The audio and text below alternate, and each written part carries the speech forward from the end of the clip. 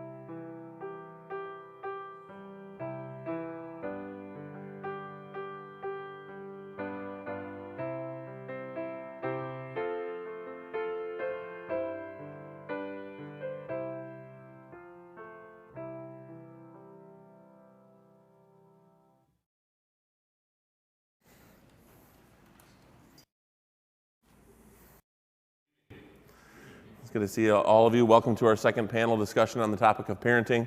Last time we were able to work through a number of your questions, and I think it was edifying. Hopefully it was helpful to everybody who was able to be here or was watching online, and I guess we're streaming again tonight, so hello online people.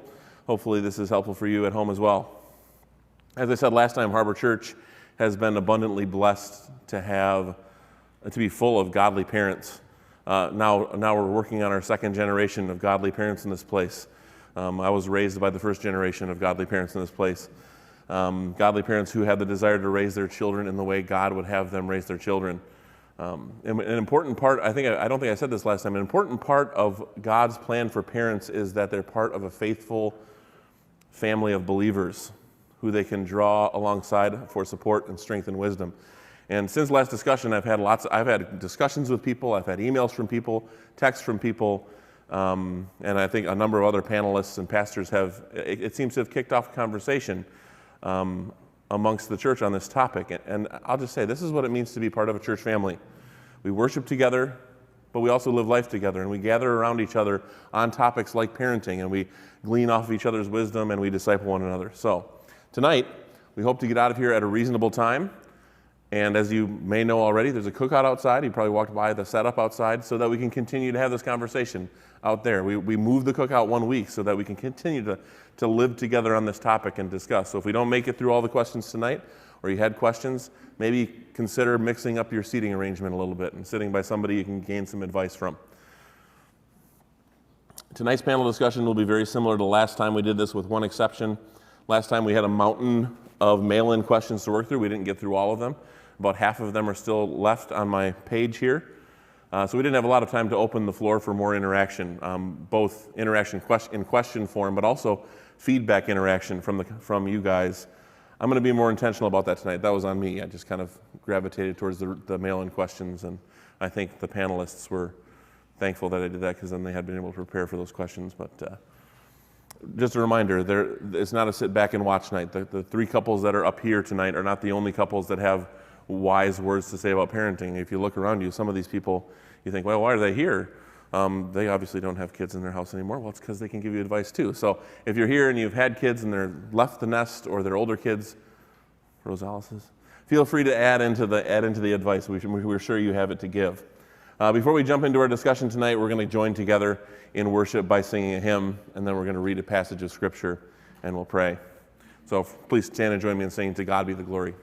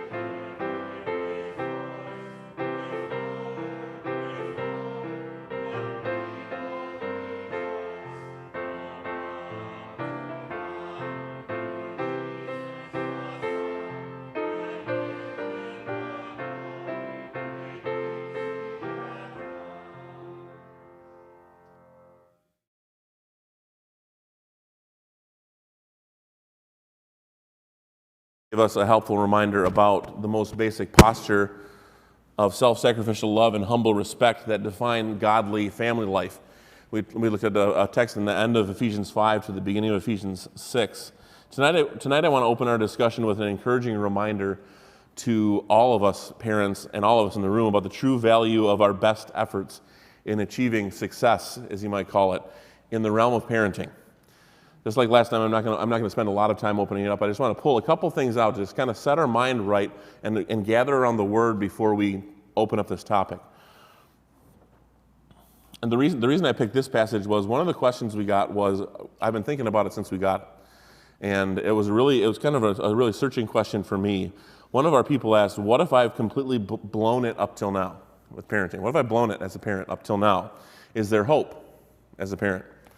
And with that question in mind, consider Psalm 127. Follow as I read. It's just 5 short verses. Unless the Lord builds the house, they labor in vain who build it. Unless the Lord guards the city, the watchman keeps awake in vain. It is vain for you to rise up early, to retire late, to eat bread of painful labors, for he gives to his beloved even his sleep. Behold, children are a gift of the Lord. The fruit of the womb is a reward. Like arrows in the hand of the warrior, so are the children of one's youth. How blessed is the man whose quiver is full of them. They will not be ashamed when they speak with their enemies in the gate. So just a couple things, 2 things that jump out as we prepare for our discussion tonight. First is this: children are an intentional gift from God. We see that in the second half of the psalm here. If you've got kids, then you've been divinely called to be a parent. That's a very important thing for us all as parents to remember. If you have kids, there are no accidents. Well, there are accidents. There are no flukes with God. God does not accidentally give people children. God gives children as intentional heritage, it says, as a blessing for his people. So even in the wildest, most stressful, hopeless feeling times of parenting, this tells us to take heart. You were made for this. If God's given you children, you were made for this kind of thing. Even if all you have to show for it at the end is a life of glorifying God and how you've loved and trained them, even if they grow up to be failures in every regard, if that's all you've got to show for it as a parent, that hasn't been a waste of time. God's given you children for you to glorify him through parenting those children. And the second thing we see here is God calls us to be faithful, godly parents. So obviously, faithfulness to the great call of parenthood entails a great deal of exhausting work, right? We all know that. We talked about that last time. We talked about discipline for almost the entire time. And that is exhausting work to faithfully discipline your children. But there's not just faithful disciplining, there's faithful teaching, there's being a godly example yourself, and more. But this passage tells us that a huge part of faithful parenting is maintaining a humble reliance on him throughout. On his power to work in your kid's heart, you rely on God for that. You can pour and pour and pour. You can force scripture memory. You can bring them to church every Sunday. But you have to, at some point, humbly rely, and you will as a parent, humbly rely on the fact that God has got to lay hold of their hearts just like he did for you. And second, you have to rely on his will and how he chooses to providentially deal with your children. It talks about God building the house. And we labor in vain. So we can try to engineer our kids' lives. We can try to shape our kids' lives. We can try to force them to be successful, hardworking, and all those things. But we labor in vain if we labor on our own in that regard. God is going to deal with our children providentially. So humble reliance, what's the takeaway for us if we're going to be humbly reliant on God?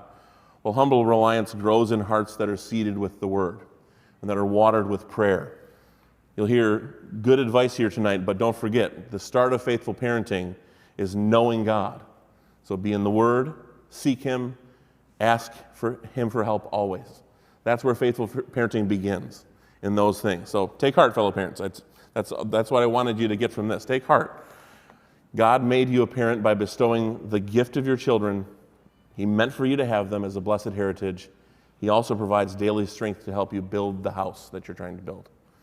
So with all that in mind, Brother Rick, you want to open us with prayer? We do pray, O Lord, for all of us here. Even those who keep thinking, oh, I don't think I did much right.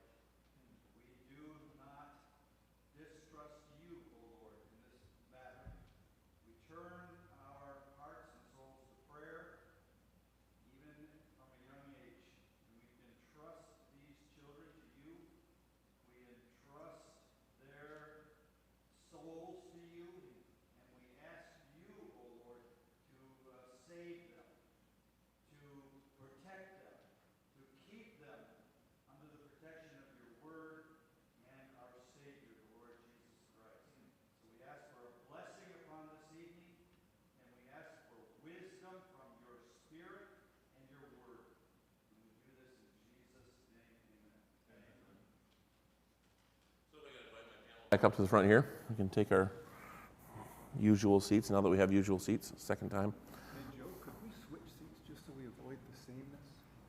Different vibe. The sameness. You want to get to them now, whatever. Oh, okay.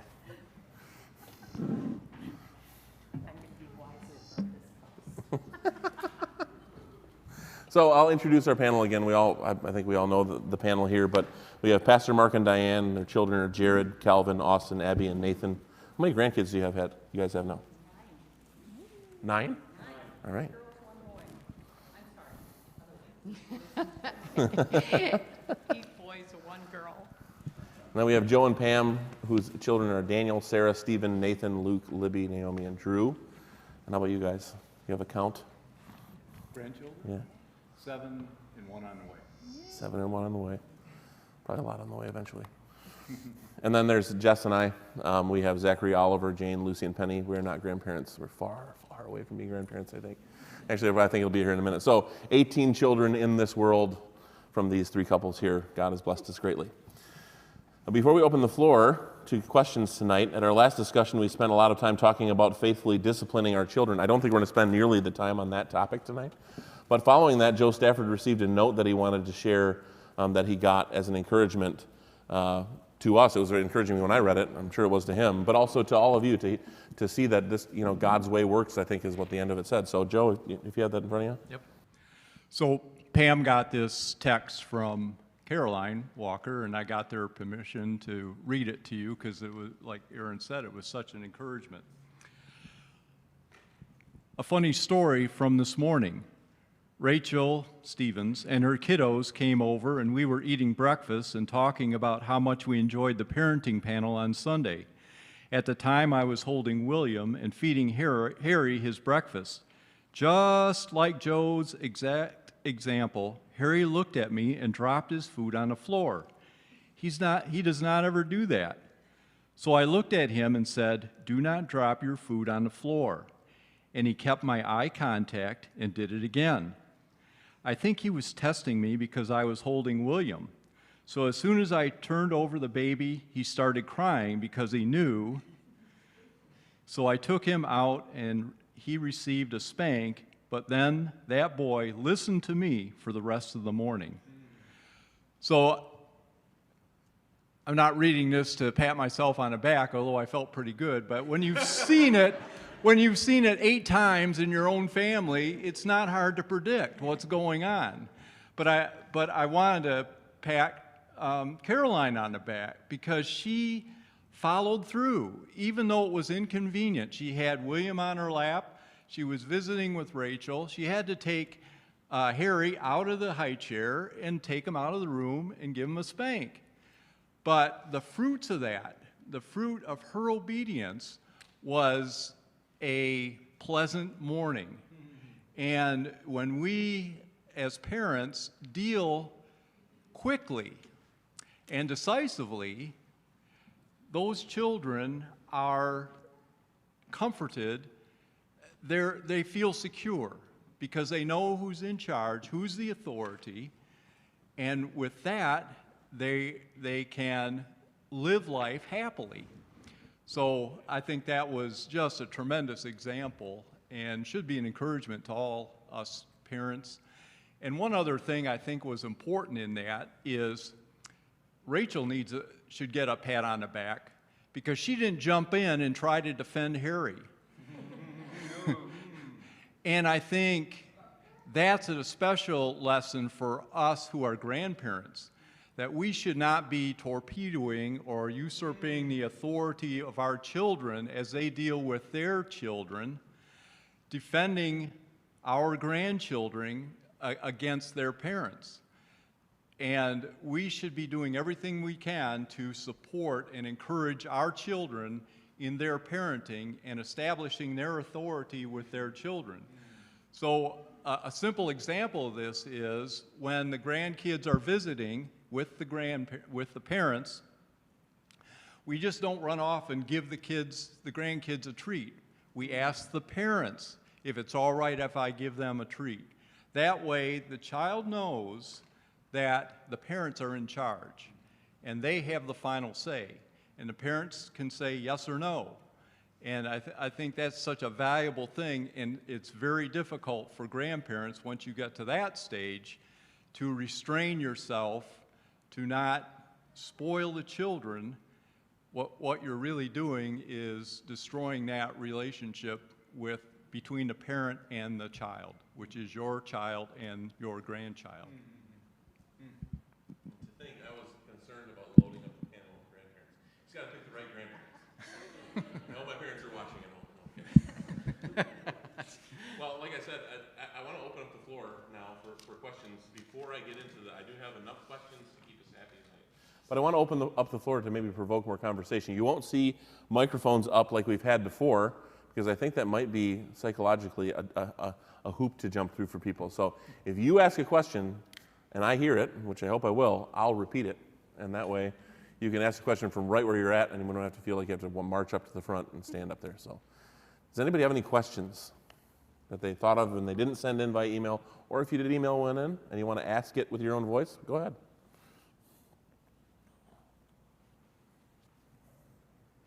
What were some things that you did with intentionality to develop either a work ethic in your children or the desire and drive to serve as far as church? So Jeremy asked for you online. I'm sure everybody heard here. How did we, or how did you guys, and how are we being intentional about developing a work ethic and a church service mindedness ethic, if I can paraphrase, amongst our kids? And I can probably speak more to how I was raised than anything, but go ahead. We'll start at the far end of the panel. No, I'm in charge here. You go ahead. I would say, as far as I'm concerned, Diane and I have talked about this, and frankly, we believe that we did not do well in this area, the very area that Jeremy talked about as far as serving Harvard Church. Because for me, I was concerned as the pastor of the church.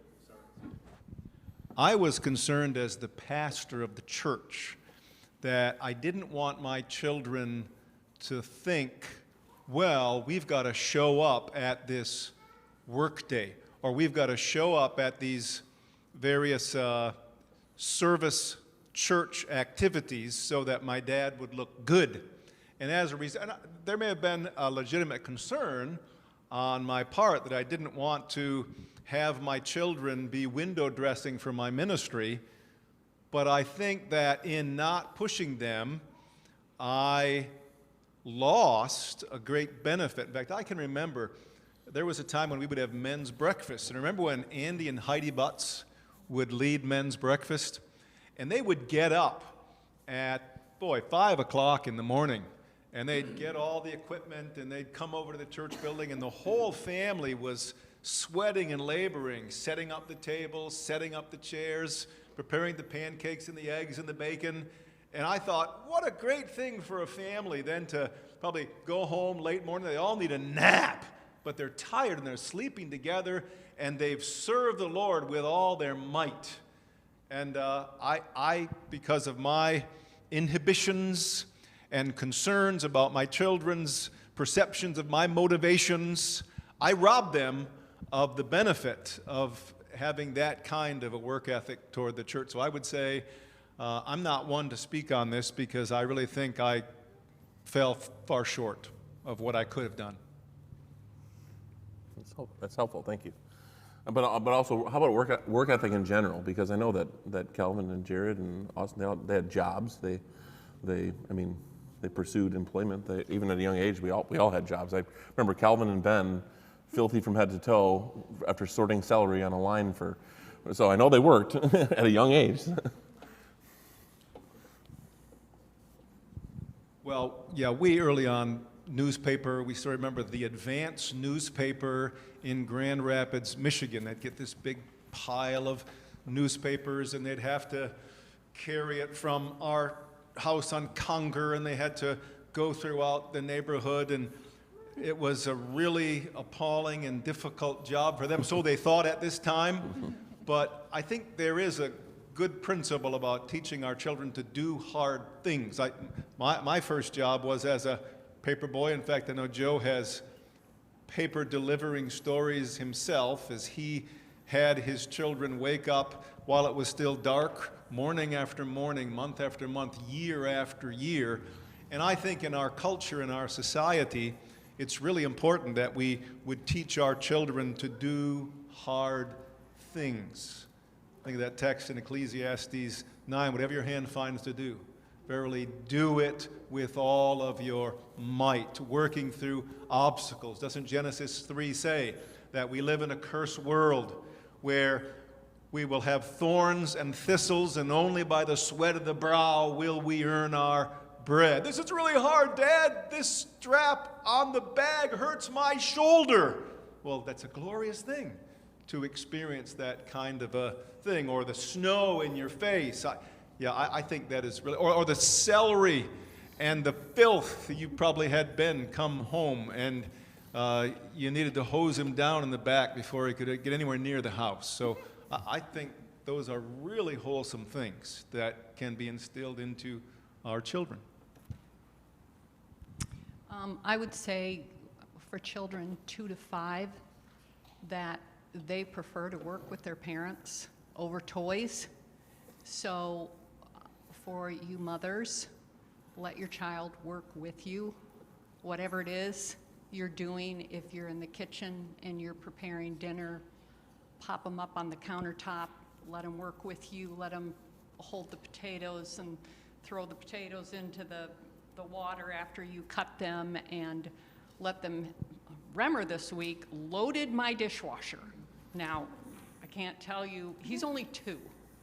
I can't tell you how it was organized, but it all got clean. But let them help you with the laundry and cultivate a spirit of, if we're going to go to the park this afternoon, we're going to get our work done first. And so you can help mommy with that. And early on, our kids were doing that kind of work in the home, and they were not paid for it. I know that's one of the things that allowance is talked about, but we didn't pay our children for cleaning their own toilets, right? But that was just part of the work ethic that was taught to our kids. We told them we live on this 3 acres. We call it the farm. We said if you live at the farm, you work on the farm. So there was a lot of work to do when they were growing up, and it was just part of it, and it was not a question whether they would or wouldn't. It's just part of being a family, and it's like they liked it most of the time. I mean, when it got a little bit older, okay, they didn't, but young children especially really enjoy working with parents over playing with toys.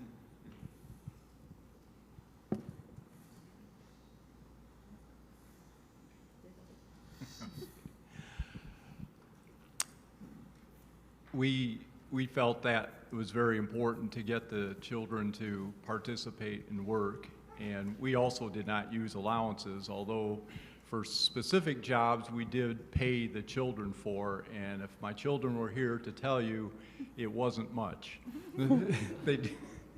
They were well below the minimum wage. But anyway, at least they got some experience with money and saving and spending and tithing. We as parents controlled even that up through their mid-teen years, where we knew what they were getting paid, and we made sure a certain amount went into savings and a certain amount went into tithing, and then the rest they had their own control over for spending. So we did not use allowances at all. But we had something that we called chore charts for our younger kids. So these things were things like make your bed, brush your teeth, go to the bathroom before you go to bed. Just really simple things that require some degree of discipline. And there was morning, afternoon, and evening chores that they were responsible for, and we had the charts, and we checked them off. And if they got everything done in the morning, they got a nickel for that, and everything done in the afternoon, a nickel for that, and everything done in the evening a nickel for that. So at the end of the week, whatever the amount worked out to be, we would add it up and split it between the savings, spending, and tithe. And that gave them some money to spend, but most of it, they realized saving was more important than spending. Then, as they grew older, don't want to get too political here, but child labor laws really do a disservice to our children. And we had difficulty getting jobs for our children when they were fully capable of working at 12, 13, 14 years old. So we had to be creative in those ways. So some of the things that we did is our children were responsible for lawn mowing, and they were on a schedule, and they were paid for that. I taught all our kids how to change the oil and rotate tires, and they were especially responsible for that when they had their own vehicle. Really, it was my vehicle that I let them use. I made that clear to them. But they were responsible for changing the oil and rotating the tires. And I would help them until they got old enough to do it themselves. And as Pastor Mark mentioned, we had a paper route. And so the kids would rotate through, and it was a morning route, Holland Sentinel, and I'd have to get one of them up early each day, because they were involved in sports. It was difficult for them to be involved in sports and have a job. So this really worked out well. And it divided up the work between the children. We usually had 2 or 3 in the rotation. And I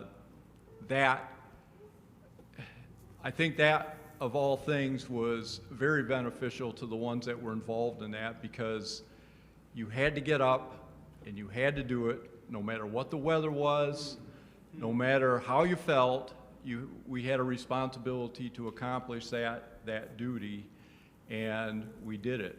And they didn't like it, but looking back on that, I think they would all say that they were glad that they were forced to do that. It taught them some valuable lessons. When the cousins came to visit, they all thought it was great fun to get up real early in the morning and go deliver the papers.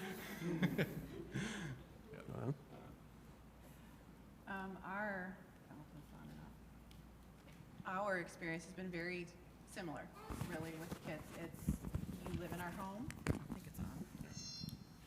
You live in our home. You're part of our family. Let's see. You help. There are things to do in the house. There's laundry, there's dishes, the list goes on and on and on. Especially when you have many kids, there are just many, many, many things to get done. So that's been our approach. Our kids don't get an allowance either.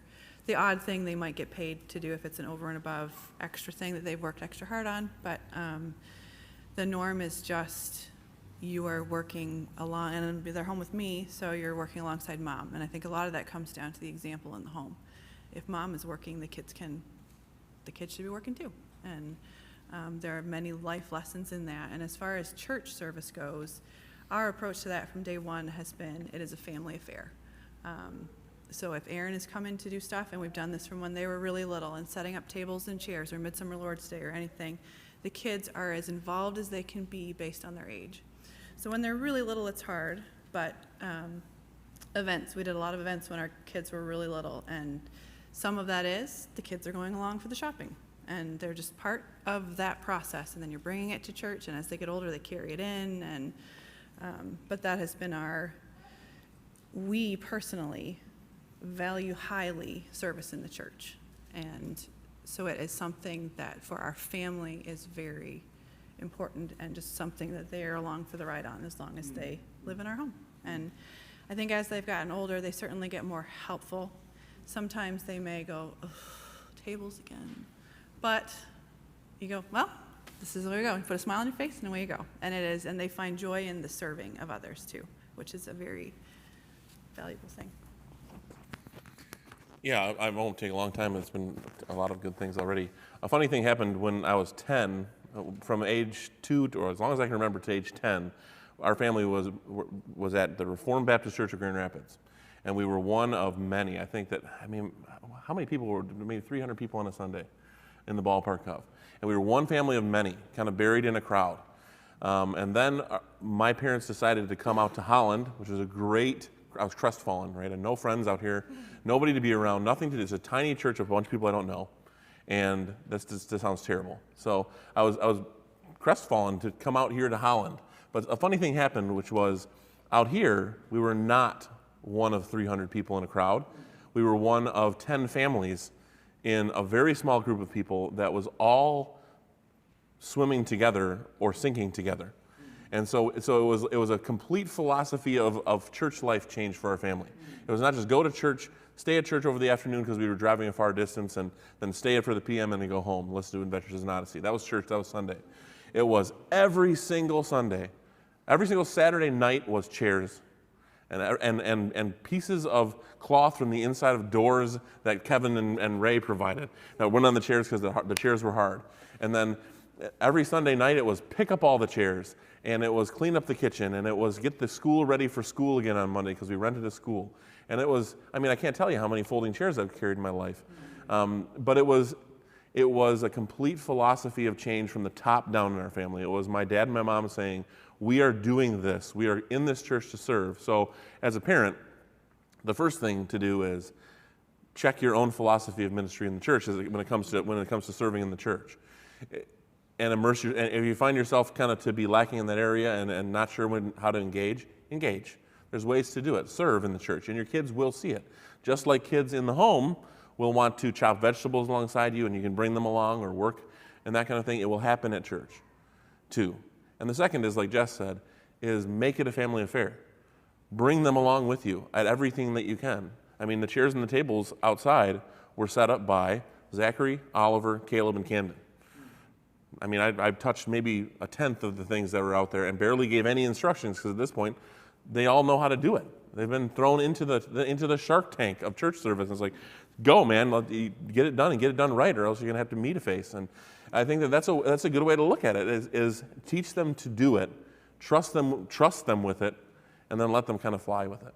Is a really good way to do it. As far as getting jobs, I agree wholeheartedly. Child labor laws. I mean, Zachary's 14, and Zachary's big. You've seen him walking around this place, and probably heard him from down in the basement. He's walking around up here. Now it's like, he's all of a sudden this imposing guy. He can lift big things and work a whole entire day. So looking for jobs is just brutal. We came up with you can wear a Dutch costume and work at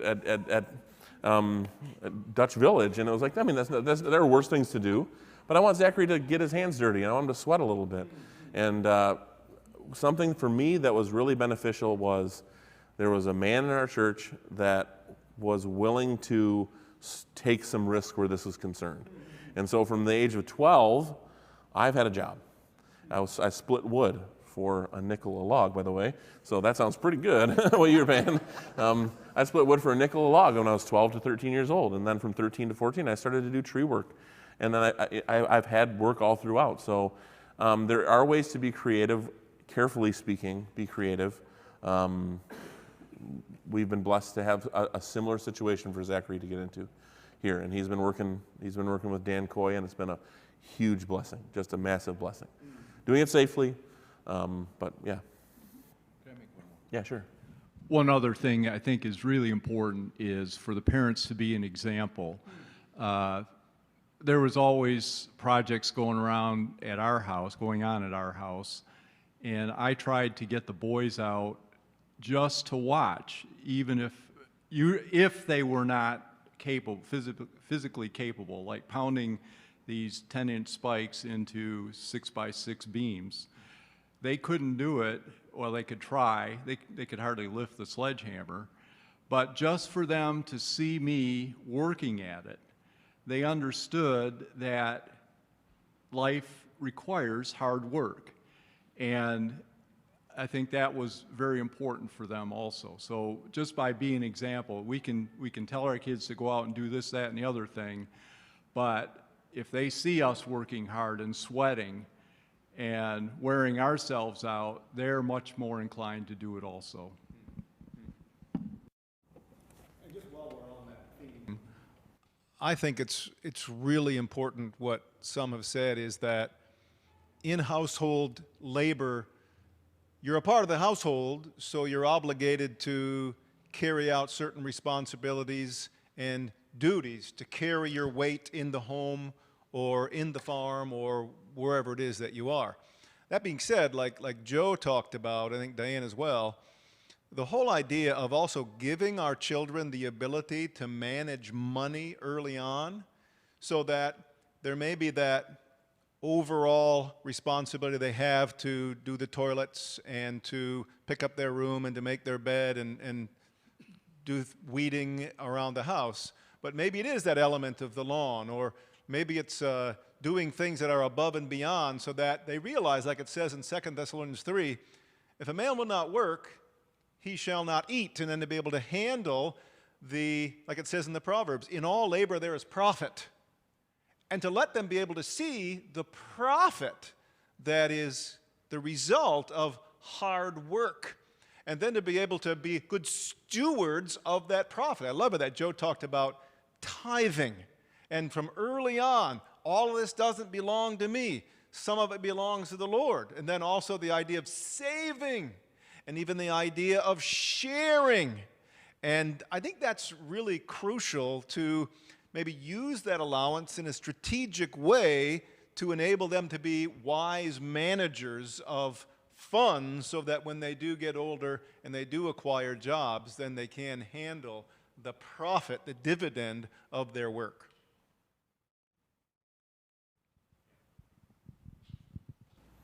Any comments, feedback?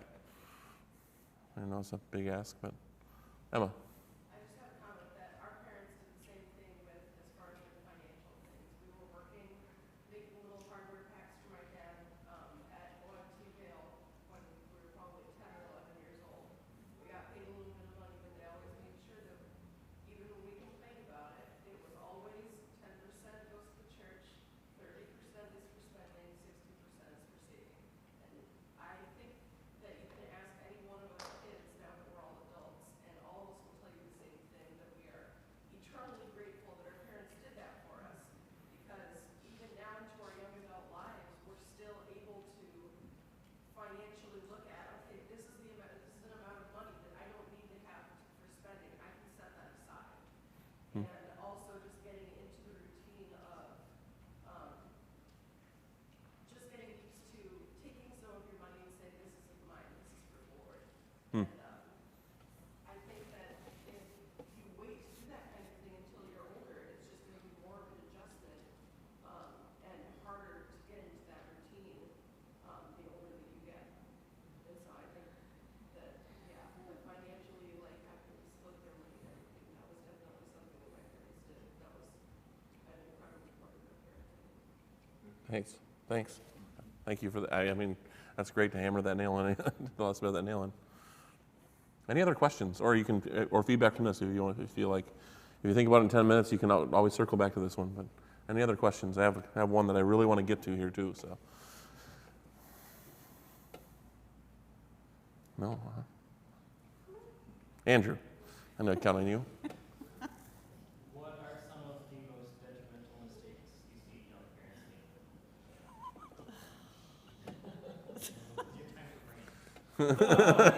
make?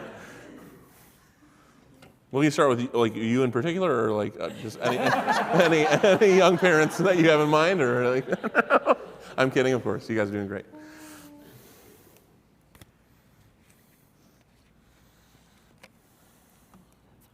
That's a hard one. That's a really hard one.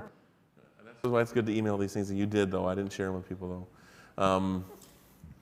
because I didn't know if we'd have time to get to it. I'll kick it to you guys first while I think about it. I'm sure something will come to mind. I think it's, for me, I think it's what we talked about the last time. There's a lack of parents disciplining their children in all its manifestations, whether it's correcting with the rod or instructing or training. When we see children who are out of control, and Pam and I had this experience just a month and a half ago, that the parents just let the child run loose and make the decisions. It's not doing anybody any favors, and when that child gets to adulthood, he's just going to act like a big baby. And when you lose control as a parent, it's chaos in the home. But when you maintain control and you discipline properly and train properly, then the joy and the reward is so great when those kids get to be in their 20s and 30s and you can interact with them as adults. It's just tremendous experience.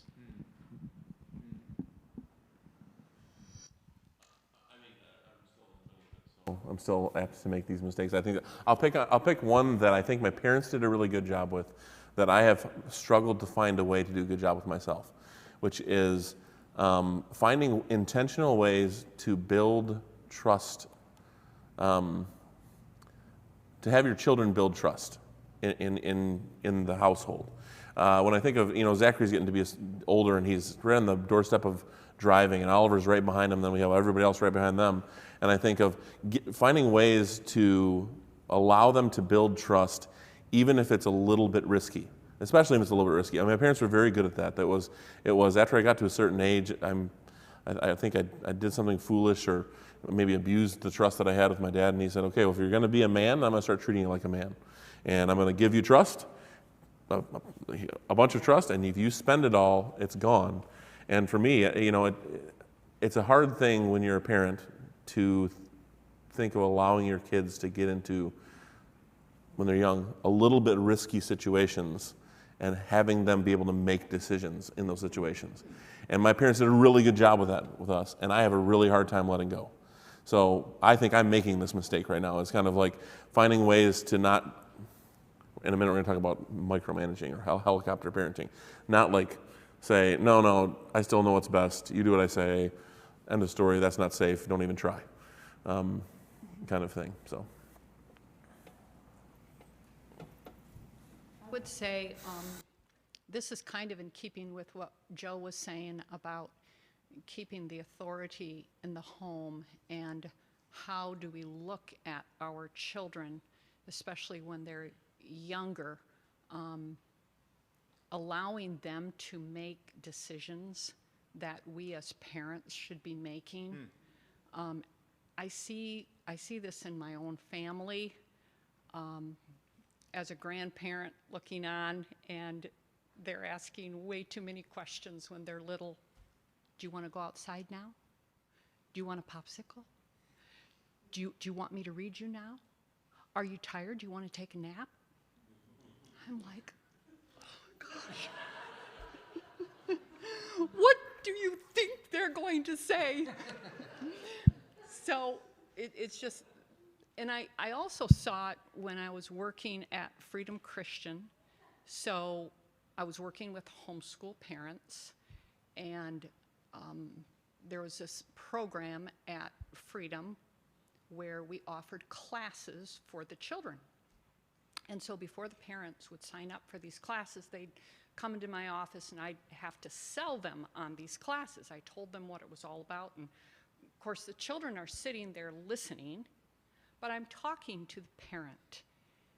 And after I give my marketing spiel, so many times the parent would look at the child, and the child's 6, 7, 8, and they'd say, do you want to do this? I'm like, and my eyes would get big, and I would have to put my hand over my mouth. And I'd want to say, be the parent. Make the decision. If you think this is good for your child, make the decision. Don't ask them. And there were times where parents would walk out of my office because the kid said they didn't want to do it. And the kid had no idea that it would have been good for them. So I would say, parents, you're the employer. They are your employee. Your children are. You know what is best for them. I'm not saying that by the time they're, 8, 9, or 10, that you give them some choices to make decisions, but especially 5 and under, be the parent, make the decision. Tell them, we're going to do this. all throughout the day. This is what we do now, this is what we do now, this is what we do now. They don't decide what they wear, they don't decide what they eat, they don't decide where they're going. You do. I'm ranting. All the grandparents are clapping. Yeah, just to verify that the text says, honor your father and your mother. It doesn't say like your father and your mother. It says honor them. Parents are this is a naughty word in 2021, you are the authority. And that is so healthy to establish that early on. That is fundamental to a child's breathing. He is to first honor his father and mother. That's what it says in Ephesians 6, that children are to honor their father and mother. The first commandment with a promise. Raise your children in the fear and instruction of the Lord. Said earlier, which was when it comes to discipline, is that your kids are a lot of times subconscious. They're not coming to you and saying, "Give me boundaries, Mom and Dad." They're looking for boundaries. They're looking for the edges. They're looking for guidance. They know you're the authority. That's why they test it, and to find out where that line is. And when you fail to provide the line of authority, it is not just chaos in the home, it's chaos in your child's heart. They don't know what to do. They know they don't know what to do. They know what they want, and it's just pure emotion, and there's not that, their brain is not thinking through all of the things this could mean or not. You provide that, for much of the young ages especially. Just to ride in the wake of what Aaron just said too, this is somewhat of what Diane was saying as well. Parents, young parents oftentimes look on their children who aren't very verbal and don't have a very complex vocabulary, and therefore the parents think that the children aren't very sophisticated. In other words, they don't understand. They do understand. They understand the dynamic. And just as someone was saying about the little one who was Caroline, little one who was testing in a very sophisticated way. Harry was testing what was going on in the household that morning. And Caroline understood that Harry is brilliant, and he's not just foolish and, oh, poor Harry doesn't know yeah, Harry knows what's going on. And for every one word they understand, there are 10,000, one word they can communicate and articulate, there are 10,000 words that they understand. Lay that out to you. They're brilliant.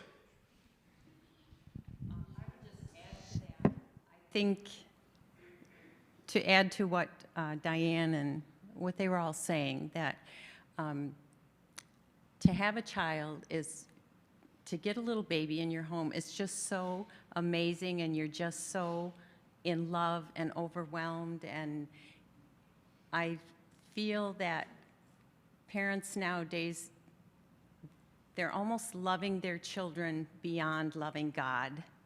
And I think we just have to be really careful that we don't make our children the center of the universe, the center of our universe. You know, children, when a child comes into the home, a couple's relationship can entirely change if they're not very careful, because the child comes first in everything, and that's not the way it should be. And they need to learn that they are not the center of the universe, that God is the center of the universe, and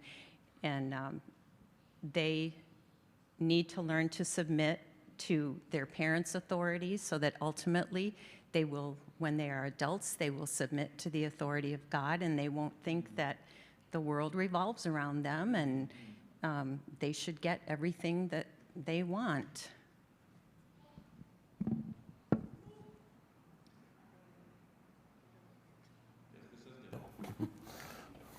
It's hard for younger parents to rant about things. Grandparents can rant about things. I feel attacked. No, I don't. No. So this really actually is a great segue to a question I want to make sure we get to tonight, which is, and I think that we have an idea at least which direction the panel will be leading. How should I guide my kids' interests, such as sports, hobbies, or extracurricular studies, And then there's two concerns that they list underneath. If I'm too involved, like a helicopter parent, I'm afraid I'll squash their interest, making them reliant on me or hindering their ability to self-direct or explore. Or if I'm not involved at all, I'm afraid they'll think I disapprove or don't care about them. So how do you balance those two things as you consider guiding your kids' interests when it comes to hobbies or extracurriculars? Not what's bedtime, but the kind of things that fostering interests in them.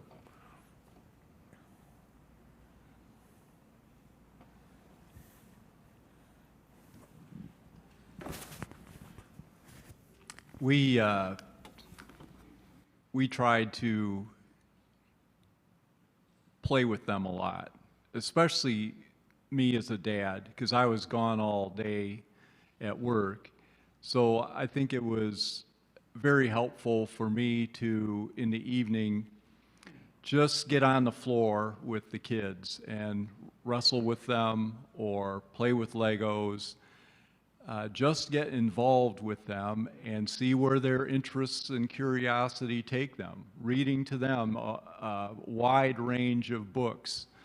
I used to read, at bedtime I'd read them novels like Robinson Crusoe, and I was the first one to fall asleep. So anyway, just the involvement, as we can see their interests grow, we can then encourage them and guide them in those interests.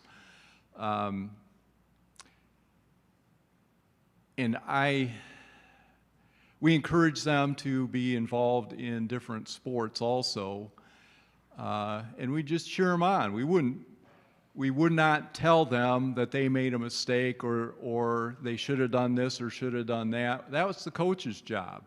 We just cheered them on as best we could and participated in any way we could. I was a timekeeper for a soccer team. So that way I was on the other side of the field from all the parents and I didn't have to listen to all the parents. So anyway.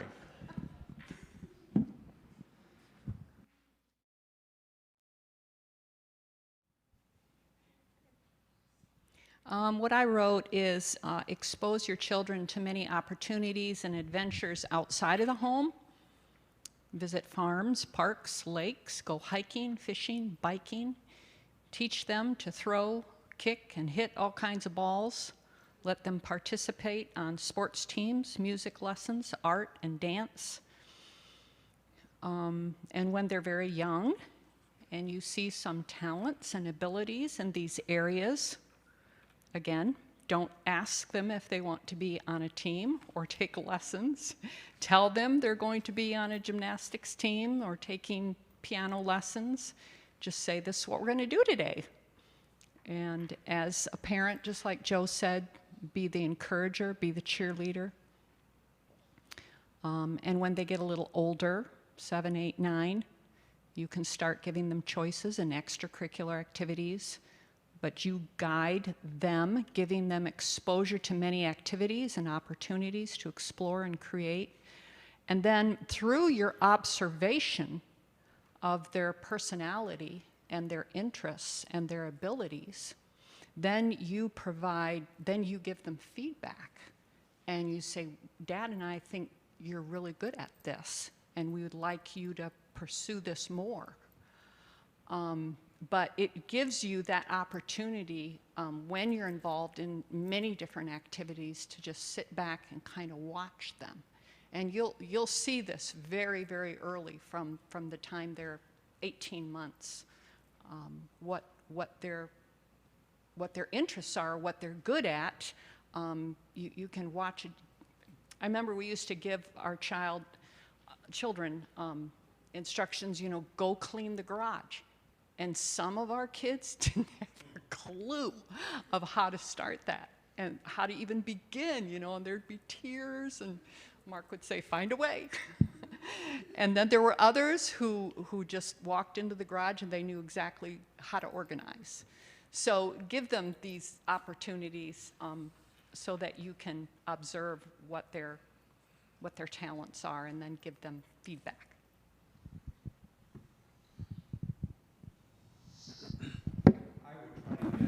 Grandparents involved too. The grandparents are a tremendous resource.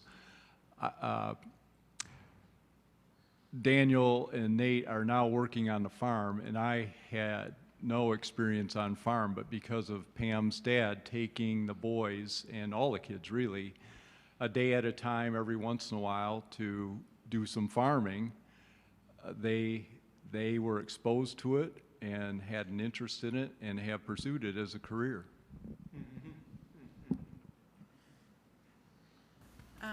I think I would agree with what everyone has said so far.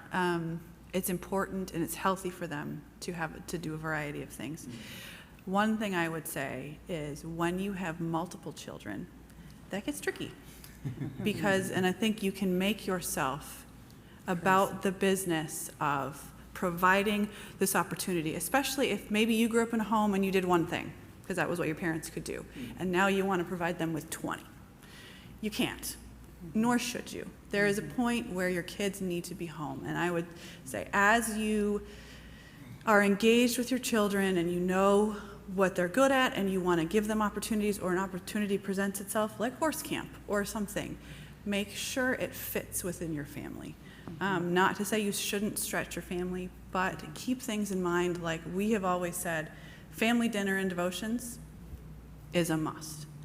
And if the kids are going to be involved, and as our kids approach, when we've got one entering high school this year, it gets a lot harder to be home for dinner and to do devotions and to do that. But that should be a priority. That should be more of a priority, in my personal opinion, than the extracurricular.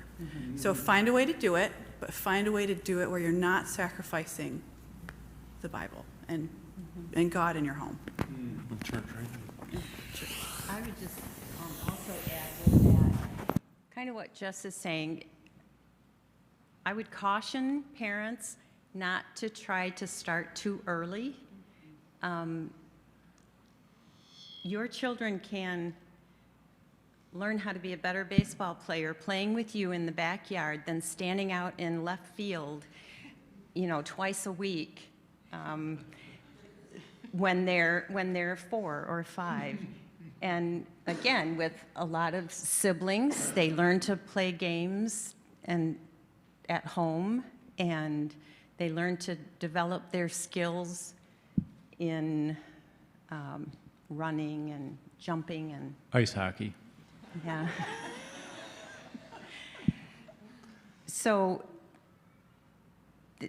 don't feel like you have to start these things when they're really young, because then a lot of times, by the time they are at an age where they could be developing the skill more in depth, they're just tired of it.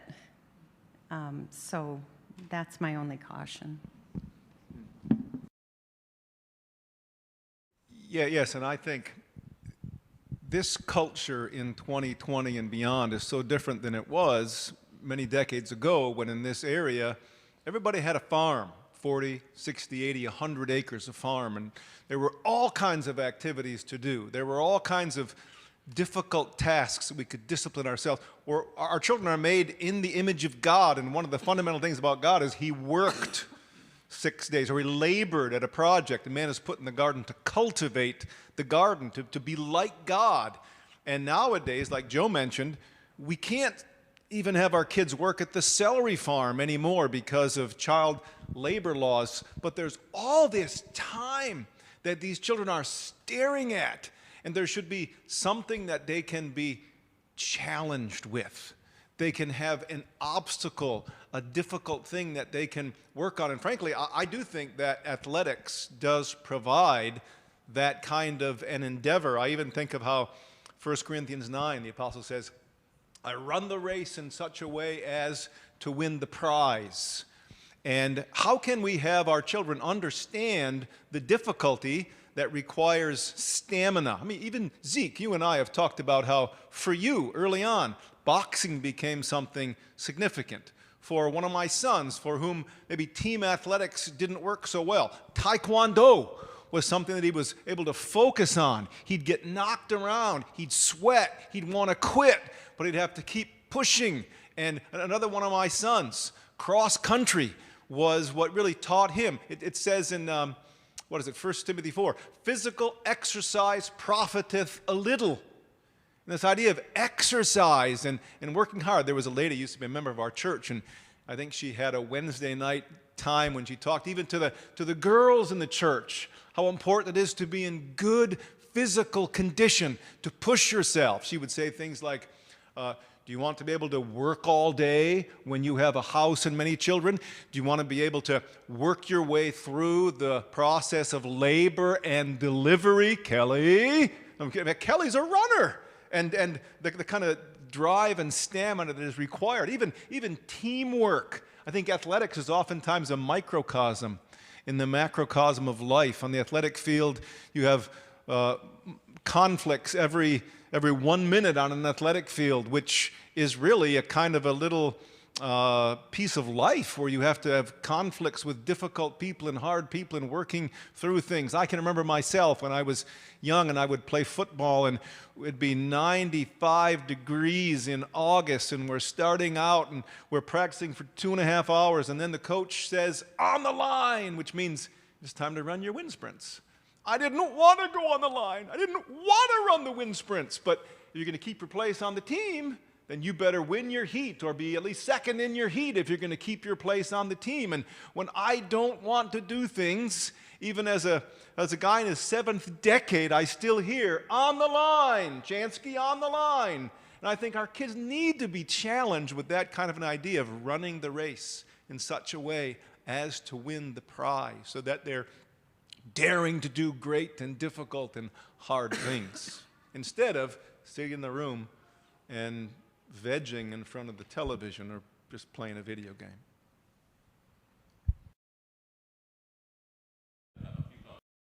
I was thinking of this question, and I think that, and it's already been kind of talked about a little bit. I think as parents, we have to supply a high level guidance when it comes to our kids' interests. We can't just say keep our eyes peeled for what they're interested in and let them decide at any age. I think that we need to see whether or not their interests are pure, or noble, right? Whatever is pure, whatever is noble, you want to guide your kids towards those things, whether it be athletics or other things that are of benefit to them and of benefit to the world. If you might want to look at it that way. So pour into your kids. I don't know. Don't let them be interest-seeking machines on their own, because you know how fickle kids can be. Do whatever guiding you can, without saying. Because the flip side of the coin is you don't want to provoke your children to wrath.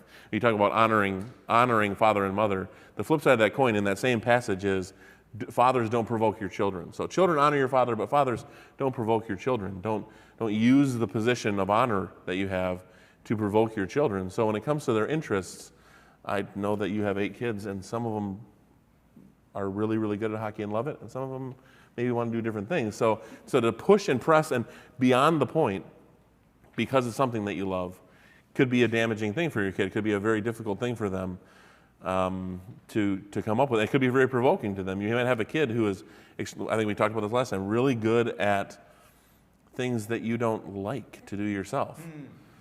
Like maybe it's art or cooking or whatever it is, things that are pure and noble and have things to teach your kids that you're just not enthusiastic about it. You don't have anything to do with it. And as a parent, don't provoke your child by calling interests bad because they don't like them, but lean into them a little bit. Your enthusiasm will be a guide. One thing that's kind of sprung out of nowhere, seemingly, not really out of nowhere, but out of a good school and reading books, Zachary loves Abraham Lincoln.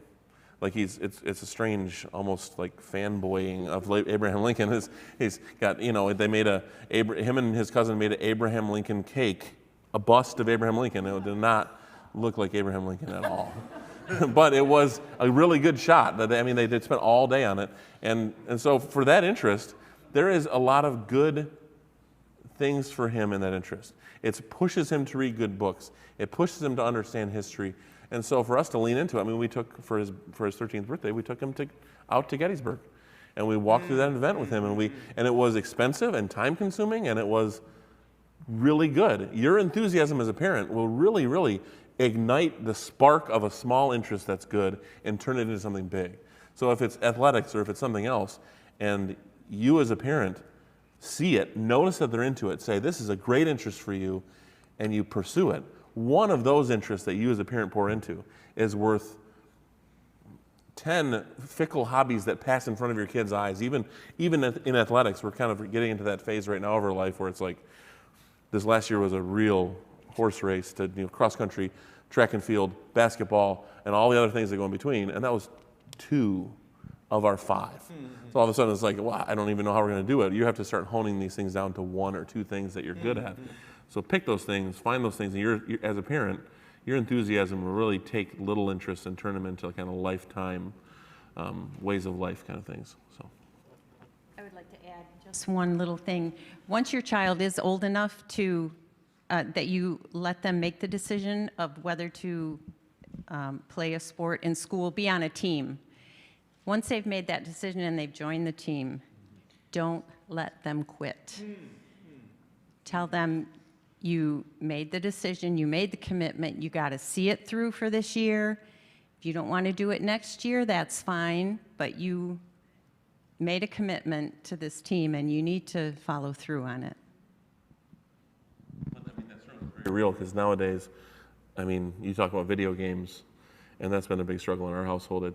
That is a very, I mean, for some, it's like that's a hobby. That's its own thing. It's its own interest. It has benefit. Look, some people even make tons of money playing video games, and for us, it's like, how do we forestall this thing from coming into our house? It's like you have kids, and like we went to our friend's house for a sleepover, and we played video games till 5 a.m. because we never get it. It's like a fire hose of video games, my face, like, and so how do you like deal with those things? I don't particularly think, and it's not how, I mean, we didn't have that available to us for much of my childhood. How do you deal with interests and hobbies, can I ask my question myself, that you don't think are necessarily worth the time, but may not be sin in their own, like in their own right? How do you deal with things that is like, this is not a 3-hour-a-day thing for you, and then not provoke your child to wrath while setting those limits? Is it possible to do that? I'm asking. Oh, maybe something could be a treat or a reward or a relaxation. But like it says again, the text I always quote, eat honey, my son, but eat only what you need, let you have it in excess and vomit it out. And there's a lot of surfeiting on these kinds of activities these days. But yeah, some of those things could be really recreationally exhilarating to participate in. Yeah. Any feedback or any other questions from the floor here? Oh, so Pam, I go was ahead. just going to say, we usually allowed our children, we got a computer and the computer games. A lot of times we'd let them play an educational computer game, but to play something just for fun, they usually got a 30-minute limit. I don't know if my view is real accurate. If you don't let them do that kind of thing at all, once they get to be an adult or make their own decisions, they're just going to go crazy at it. But if you know, while they're in your home, you control the amount that they can see. And maybe the same thing goes for television. I don't know. We didn't have television in our home growing up when they were little. They got it a little more as they were older. Very limited, though. Right. But I'm kind of sad to see how much they watch it nowadays. So. I remember a warm summer night in 1994. I know that because of the year of the video game. It was NHL 1994. That we were supposed to be camping in the backyard, Daniel and I, in a tent, and we came in at 2 o'clock in the morning to play on the computer. Remember, we were huddled in front of the computer, and we were caught out by you right in the middle of the night. So they did not allow a lot of video games in their house, but neither did they at my house. So both of us were like, there's a video game, nobody's going to see it, we're going to go play it. So. There was a really interesting editorial by Cal Thomas this past week. He spoke about a girl named Avant Garde who won a spelling bee. And Kel Thomas said this, how wonderful thing. This girl worked for 2 years studying hours and hours and hours per day, and she got this $50,000 reward. And he says this, hard work, bravery, and confidence. Are these not among the keys to success in life? She reached a difficult goal through commitment and tenacity. And I just thought that was a wonderful note in this culture of softness. One other thing, if you do allow them to have some time on those computer games or TV or whatever, once they are older and you're looking for other means of discipline or punishment, they can be taken away. So it's a good thing to have, that you can use that. You do this, you lose this privilege. Make sure we get to this one, and the time is marching on quickly here. This will be the last one for tonight, I think. And that is that question that I kind of opened us up with. What if I have completely blown it up till now? Is there still hope? As a parent, I mean, you could think of it as a parent of adult children who have moved out. You can think of it as a parent who's right in the middle of the thick of things, or even a young parent who has 5, 6, 7-year-olds, and you feel like, I haven't been disciplining up till now. They're not used to it. I've blown it. Is there hope still? How do you engage in this process if you've not been engaging with it at all?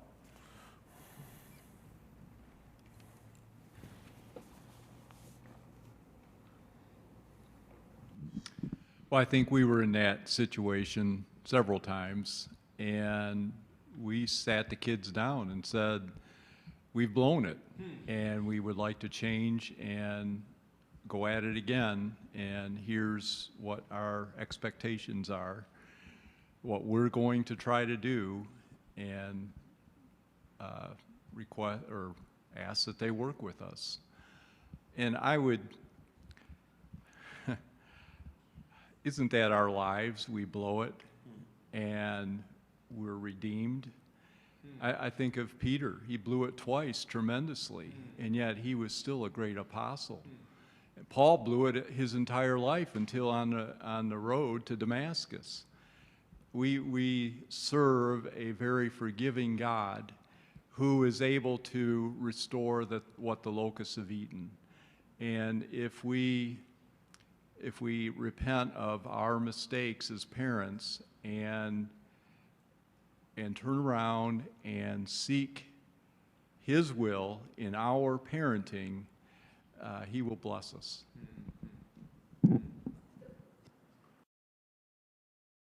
I mean, obviously, I'm in the middle of it still, but I think that it's important. You talk about repentance. If you've blown it, then you have blown what God's called you to be.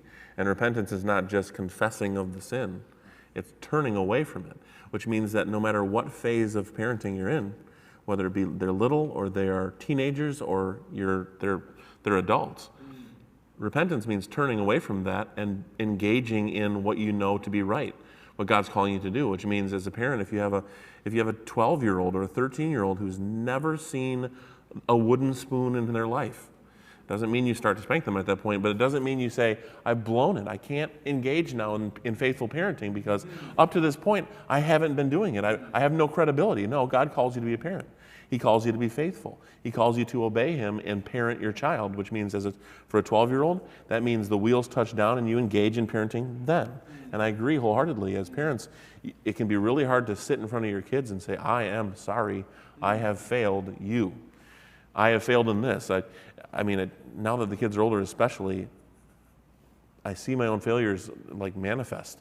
And I'll be short-tempered at the end of a long day, and I'll come home and I'll blow up, and to come to them and say, guys, I'm sorry.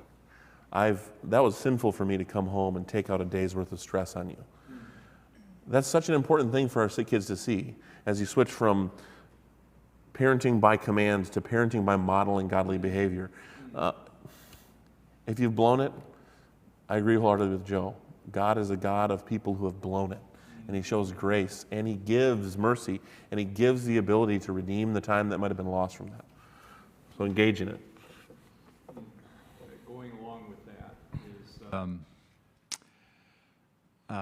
God resists the proud but gives grace to the humble. And I think as we humble ourselves before our children, as hard as it is to do, that God gives tremendous grace in those situations. And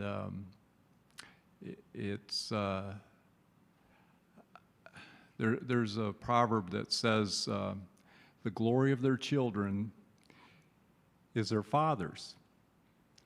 They want to look up to you as dads, and they have a desire to do that. And when they see you humble yourself before before them, that makes a tremendous impact on them, whether you can see it or not. My kids have told me things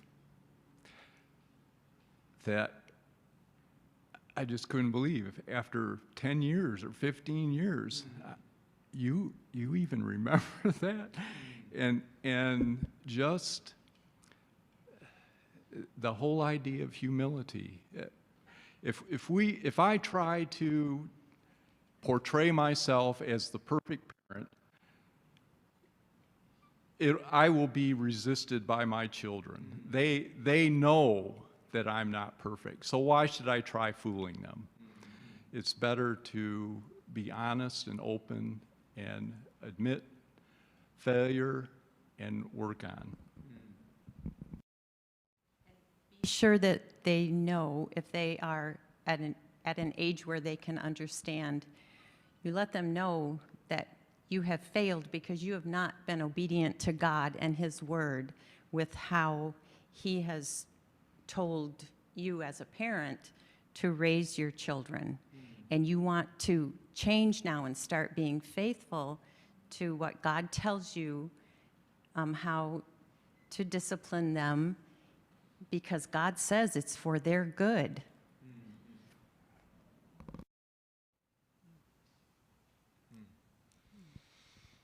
Yeah, I can say myself, I could wish that I could have manifested more of the humility that Joe talked about in my own child rearing, and the feeling of having blown it, and how it may be that you may feel yourself, you have children, you can put names and faces on certain children, you feel like you have blown it.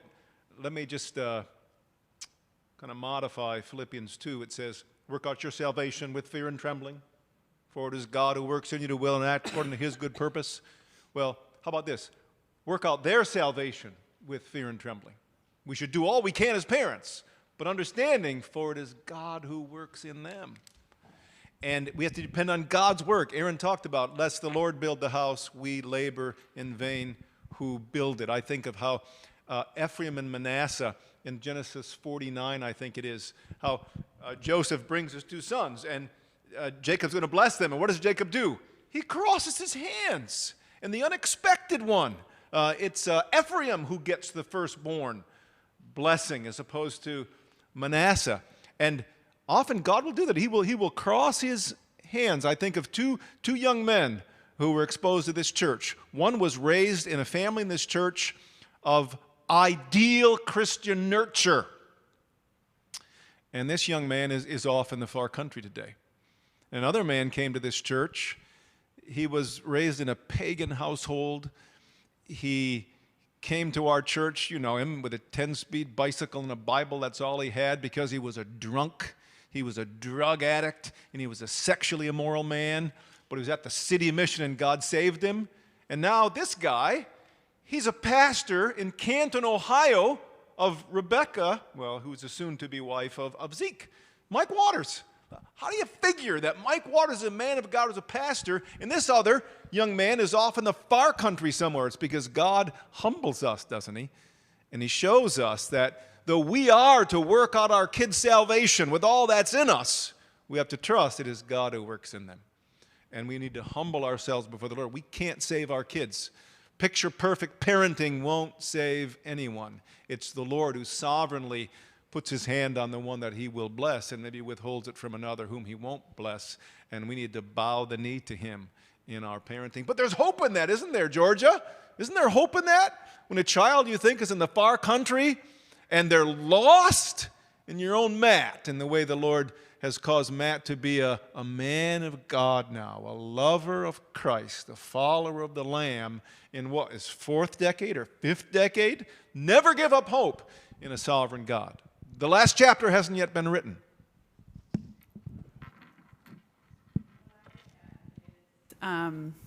There is much grace and all of that. And if you feel as if you have blown it, don't wait till tomorrow. We have done it. I mean, we've had our kids in the living room and you just sit them down and confessed and prayed with them. And then I'm a very practical person. It is hard work. And don't shy away from that. Don't have the meeting with your kids, or don't commit to, my kid is 1 and I'm starting and it's going to be a tough road. Don't wait to start, and don't think it's going to just be like, boom, I apologized, I've confessed to my kids, and that was the hard part. That, in many cases, may be the easy part. And just don't shy away of the hard work that you know that the Lord calls you to do, and trust that He will give you the strength if you're on your knees 50 times a day, depending on where your kids are at. Last word from Diane here. It's that time. I think people are hungry, Dan. Yeah, I agree with everything that has been said, and yeah, Jessica, parenting is hard. Parenting is hard work, and it's harder than any of us thought it would be, right? It's harder. And I think when we talk about these activities and the interests of a child, some of that is really easy and it's fun. But when we think of spiritual formation in our children, that's really hard, because we, the parents, are sinners. And all of us have blown it. And even you as new parents, you will blow it. You will, because we're sinful.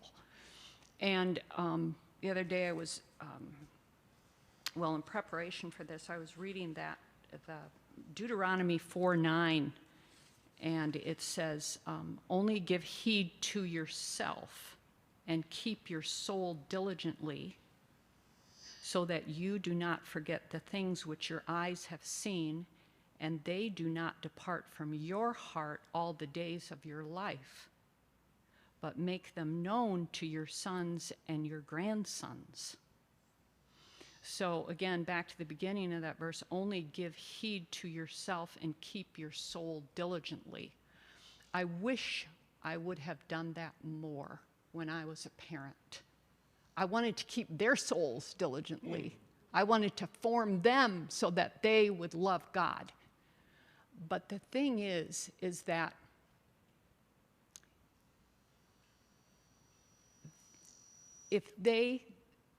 let me just read this.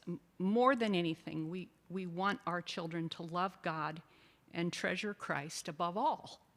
That's the ultimate goal, right? So the most important activity for us as parents is keeping our own heart happy in the Lord.